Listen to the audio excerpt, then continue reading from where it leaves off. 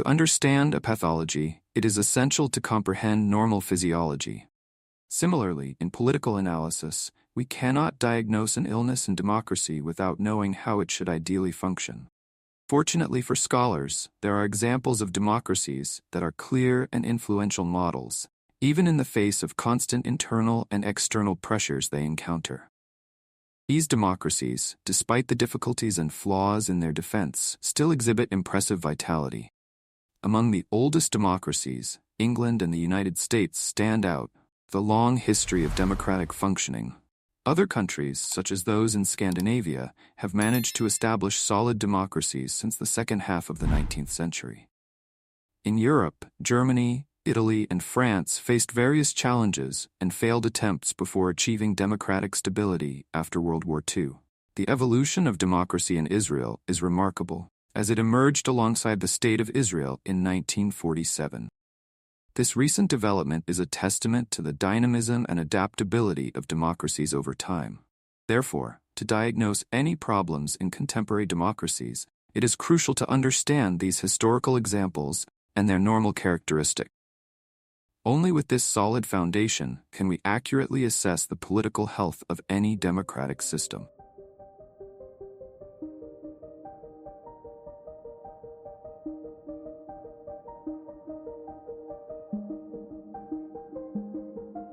The concept of normal democracy is not something that is immediately understood, nor is it an academic abstraction that can be defined through ready-made formulas.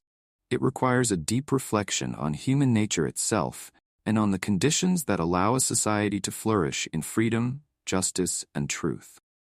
Unlike superficial definitions that merely list the formal characteristics of a democracy, periodic elections, separation of powers, freedom of the press, normal democracy is one in which these elements are not only present, but function according to a principle of balance and alternation that keeps society alive, vibrant, and in constant renewal.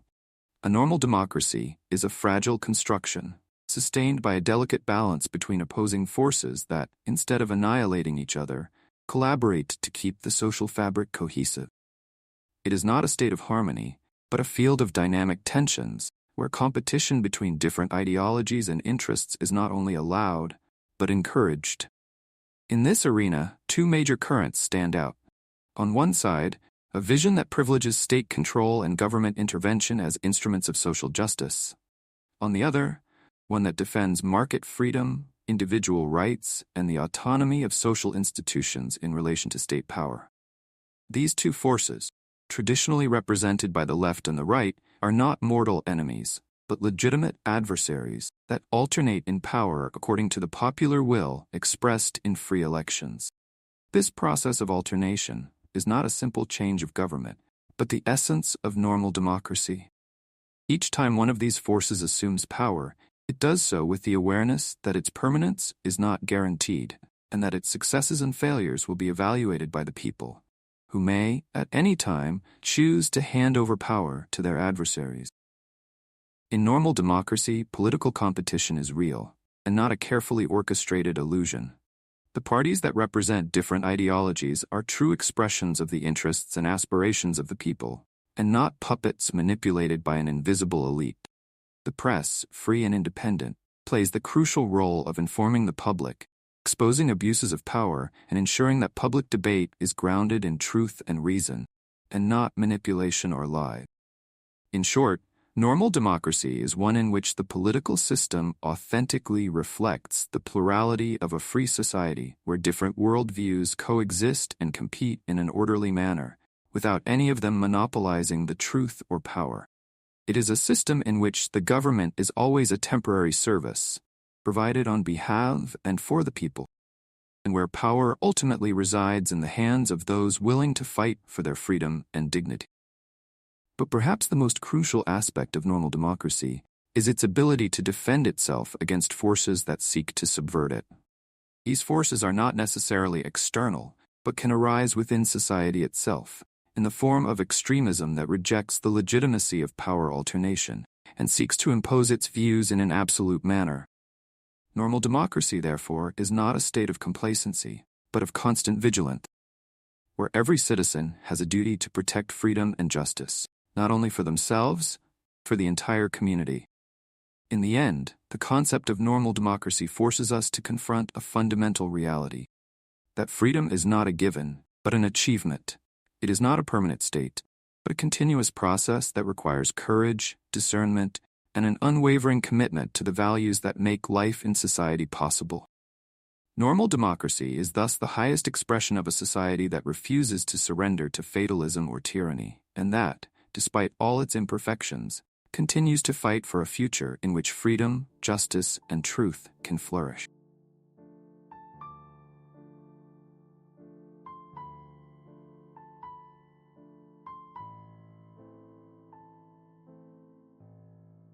Democracy, as a concept and practice, carries within itself an intrinsic duality that escapes the immediate perception of the majority. On one hand, there is the democratic formalism, the visible and tangible shell of the system, composed of elements that any superficial observer can identify: periodic elections, separation of powers, freedom of the press, and the existence of political parties. These elements, however important they may be, constitute only the skeleton of democracy, the external structure that alone is not capable of guaranteeing the health of the political body. Many, in their haste to define and label, infuse formalism with substance, as if the mere presence of such characteristics were sufficient to ensure the vitality of a democratic regime. But this is a dangerous illusion, a simplification that reduces the complexity of political life to a set of rituals and procedures. Formalism, by itself, is empty, devoid of soul. It can be easily manipulated, distorted, transformed into a facade that hides, beneath its surface, the reality of a sick society, corrupted by tyranny, lies, or moral decay. Substance, on the other hand, is what gives life and meaning to form. It resides in everyday practices, attitudes, values, and civic consciousness of a nation. It is the substance that ensures that the formal mechanisms of democracy are used for the common good, for the preservation of freedom, justice, and truth. Without this substance, democracy is reduced to a theater of shadows, where words and gestures do not correspond to the realities they should express. It is necessary to understand that democratic substance is not something that can be codified in laws or decrees. It is rather the reflection of a political culture rooted in the historical and moral consciousness of a people. A culture that recognizes the importance of power alternation, respect for individual rights, the constant pursuit of truth, and the willingness to sacrifice in the name of freedom. Substance is what maintains the delicate balance between opposing forces that constitute democracy, preventing it from becoming a caricature of itself. When we talk about formalism and substance, we are dealing with the difference between appearance and essence. Democratic formalism can exist anywhere, even in authoritarian regimes that adopt the veneer of democracy to disguise their true nature. Substance, however, is exclusive to truly free societies, where citizens actively participate in public life, where freedom of expression is not just a guaranteed right, but a daily practice, and where power is exercised with responsibility and transparency. True democracy, therefore, cannot be content with the mere existence of its formal elements. It must continuously cultivate the substance that gives them life. This requires constant vigilance, an active and conscious citizenship, and a willingness to resist the temptation to reduce politics to a game of appearances. Democratic substance is fragile, and its preservation depends on the recognition that without it, democracy is nothing more than an illusion, a mask that hides tyranny under the cloak of legality. It is this difference between formalism and substance that distinguishes a vibrant, pulsating democracy from a dying democracy that has lost touch with its founding principles. And it is this difference that determines whether freedom and justice will prevail or succumb to hypocrisy and lies.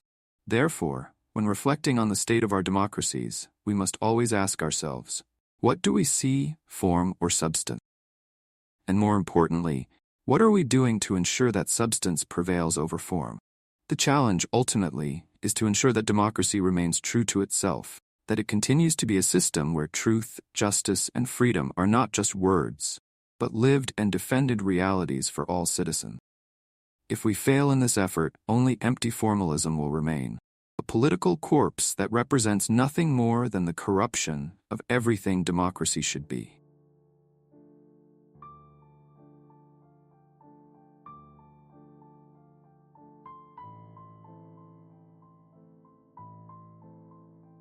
Extremisms represent a direct and persistent threat to democratic normality, a threat that is not only revealed on the surface, but penetrates deeply into the very structure of the political system.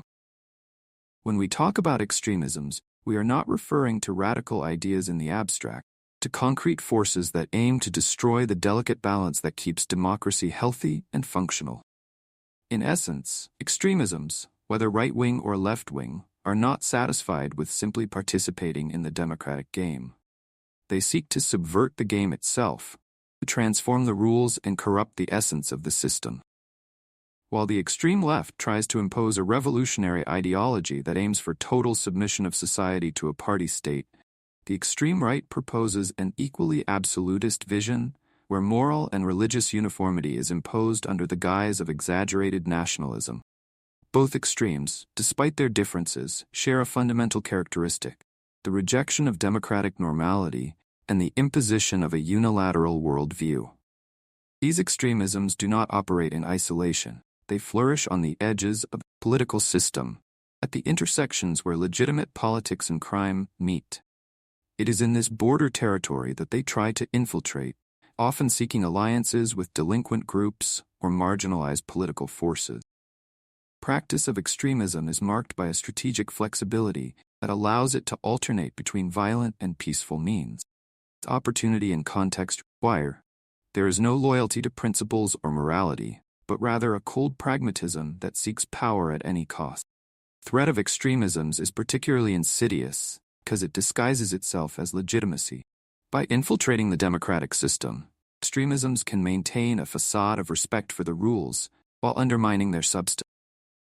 The discourse may be democratic, but the intentions are totalitarian. They take advantage of the weaknesses of the system, the loopholes in the law, and the failures in governance to advance their radical agendas. When they gain access to power, whether directly or indirectly, their tendency is always to promote a state intervention economy. This is because both the extreme left and the extreme right understand that no radical transformation of society can be achieved without control over the economy. The far left and the far right can present themselves in very different ways, but their agendas end up converging in the need for deep state control. The far left seeks an imposed egalitarianism, while the far right desires moral and cultural uniformity. In both cases, individual freedom and institutional autonomy are sacrificed in the name of an absolute ideal. This convergence is a crucial characteristic of extremism.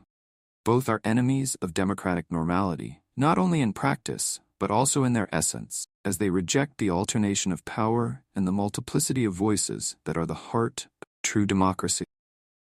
The real danger of extremism is that it has the power to slowly erode the foundations of democracy. By promoting a radical and exclusionary vision, they create an environment where collaboration and healthy debate are replaced by divisions and hostility. Instead of fostering a space where different perspectives can coexist and confront each other constructively, extremism seeks to eliminate any dissent, create a monochromatic narrative, and crush voices that diverge from their worldview. Therefore, the presence of extremism is a warning sign for all those who value democracy. It is a reminder that democratic normality is not a guaranteed state, but an achievement that must be continuously defended and renewed. It is a challenge that requires constant vigilance, a commitment to democratic values, and a willingness to resist the temptation to simplify or ignore the complexity of political life. Extremism is the clearest expression of a democratic crisis. It is proof that even in systems that claim to be democratic, normality can be threatened by radicalization and intolerance. Thus, to preserve democracy, it is necessary to confront these extremisms with determination and clarity, recognize their corrosive nature, and fight for the maintenance of a political system where the diversity of ideas and the alternation of power can flourish freely, without the oppressive weight of absolutist views. True democracy is a space of constant negotiation and adjustment, where freedom and justice are constantly tested and renewed in response to emerging challenges. It is this commitment to democratic normality we must preserve, facing extremism with the courage and firmness that the situation demands.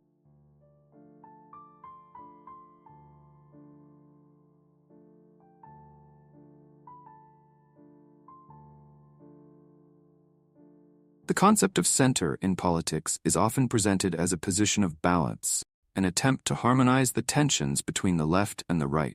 However, upon closer examination, this idea reveals itself more as an illusion of neutrality than as a genuine solution to political divisions. The center, far from being a point of stability, often turns into an undefined entity, a gray blur where ideas dilute and lose their strength. By taking the form of a third way, or a third party, the center promises an alternative to the confrontation between major ideologies. It presents itself as a middle ground, a position of moderation that supposedly represents the voice of reason and consensus. However, in practice, the center is nothing more than a reflection of the inability to deal with the true substance, political issues. It is an attempt to maintain order without truly confronting the tensions and contradictions that define the political arena. The center also often disguises itself as an alternative to extremism, but this is a deceptive strategy. By positioning itself as a moderate option, the center avoids the responsibility of taking a firm and consistent stance. Instead of promoting a true and deep debate on political and social issues, the center often limits itself to softening the contours of ideological disputes, preventing the emergence of meaningful and effective solutions. Furthermore, the center can serve as a fertile ground for political opportunism. By refusing to adopt a clear ideological stance, the center opens space for politicians who seek to manipulate public discourse without the weight of the consequences of their decisions. These politicians can take advantage of the ambiguity of the center to promote their own agendas, often without the public realizing the true nature of their intentions. In this way, the center ends up functioning as a shield for those who prefer the convenience of neutrality over the courage to confront real divisions. Therefore, when faced with the concept of center in politics, it is essential to recognize that behind the facade of balance and moderation, there may be a profound lack of substance and an evasion of essential issues. True democracy requires more than just maintaining order. It requires a real commitment to resolving the tensions and contradictions that define the political landscape. The center, as a concept, is often an illusion, an attempt to hide divisions rather than confront them with the clarity and courage that the situation demands.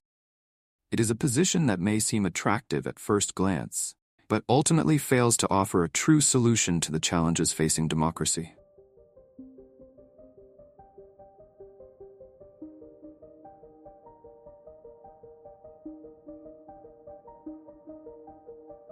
The notion of a right-wing international is an idea that, although it may seem enticing to those who long for a unification of conservative forces on a global scale, runs into a relentless reality.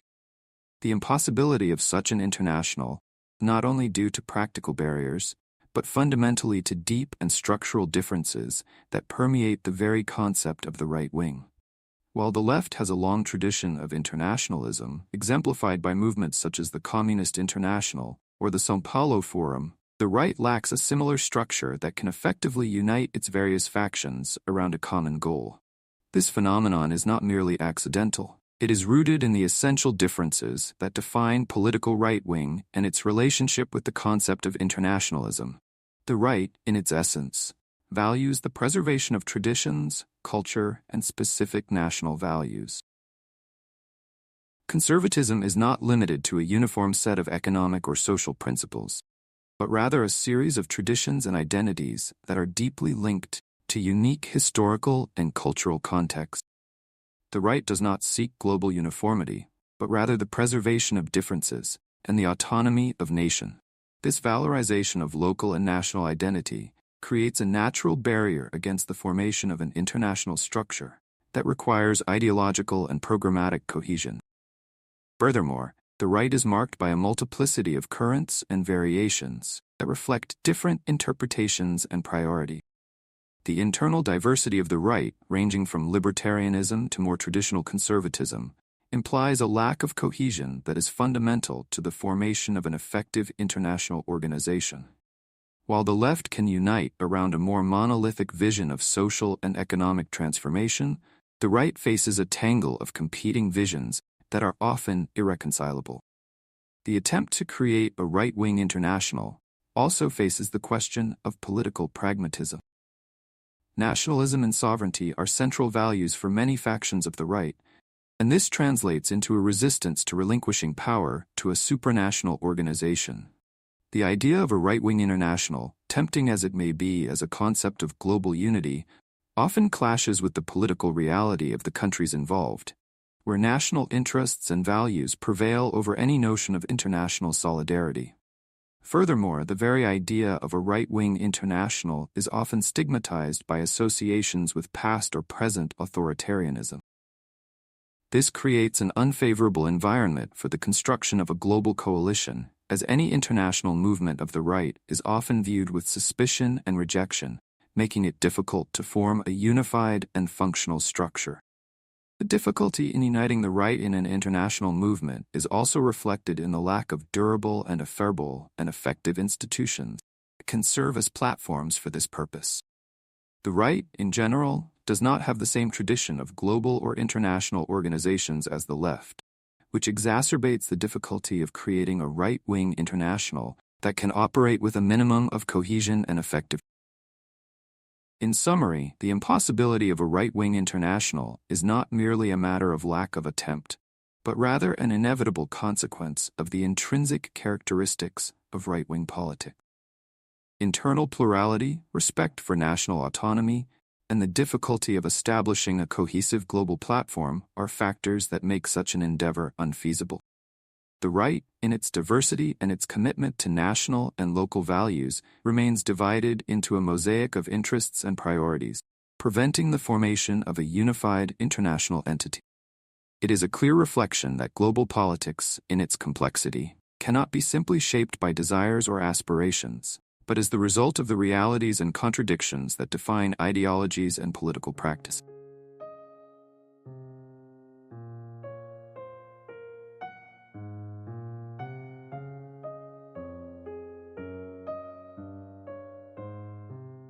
As we move towards the future, the scenario of democracies is drawn with uncertainties and complexities that challenge the most optimistic predictions. What seemed like a solid and lasting construction now faces challenges that question not only its stability but its very essence. The future of democracies, far from being a clear and predictable trajectory, is a field filled with shadows and ambiguities. Democracies, as we know them, have been shaped over centuries of struggle and progress. They emerged as systems that promised to balance popular participation with the protection of individual rights, offering a space for the exchange of ideas and the alternation of power.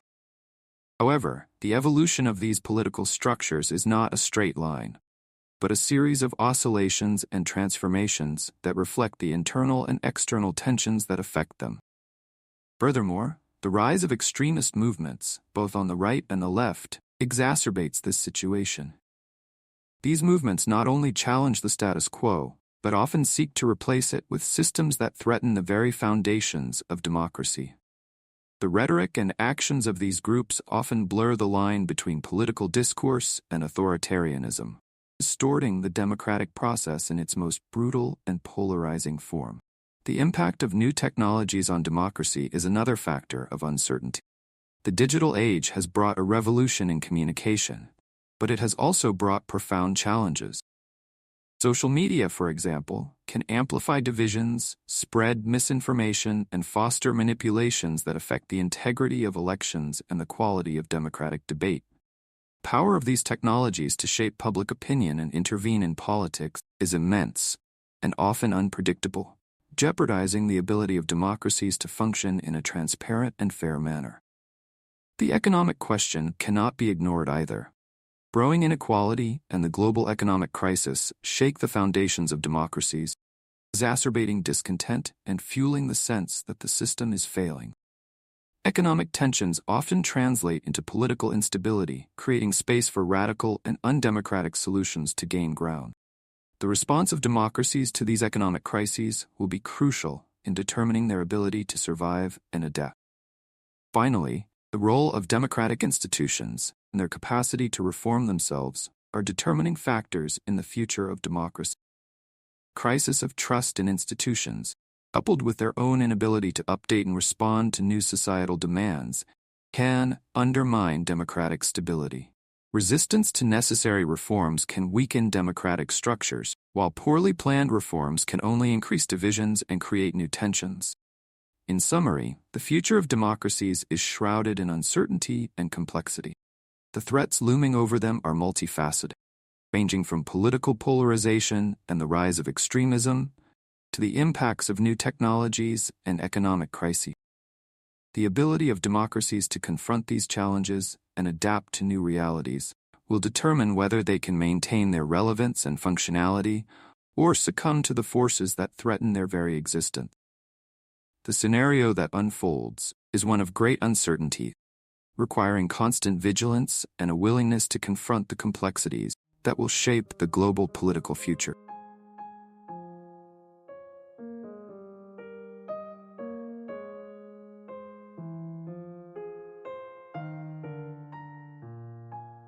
By concluding our reflection on the challenge of democratic normality, we are confronted with a fundamental question. To what extent can contemporary democracies preserve their vitality and functionality in the face of the pressures they face? Democratic normality, as we have discussed, is not simply a matter of maintaining the facade of institutions and electoral processes. It is, above all, a question of essence and substance, which leads us to inquire about the true state of things. We live in a historic moment in which democracies face unprecedented challenges.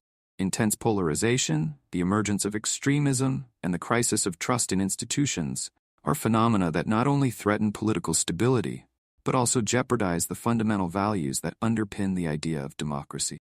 These challenges are a litmus test for the ability of democracies to remain true to their deepest principles or to succumb to external and internal pressures that seek to distort them. We are faced with a monumental challenge to preserve the essence of democracy in a scenario that constantly seeks to subvert it. It is a challenge that requires more than simply maintaining forms and procedures. It requires active vigilance and a willingness to confront the contradictions and flaws that can undermine democracy from within. Democratic normality is not something that is maintained by inertia. It is a state that needs to be continuously cultivated, defended, and reimagined to face the new realities and dangers that arise.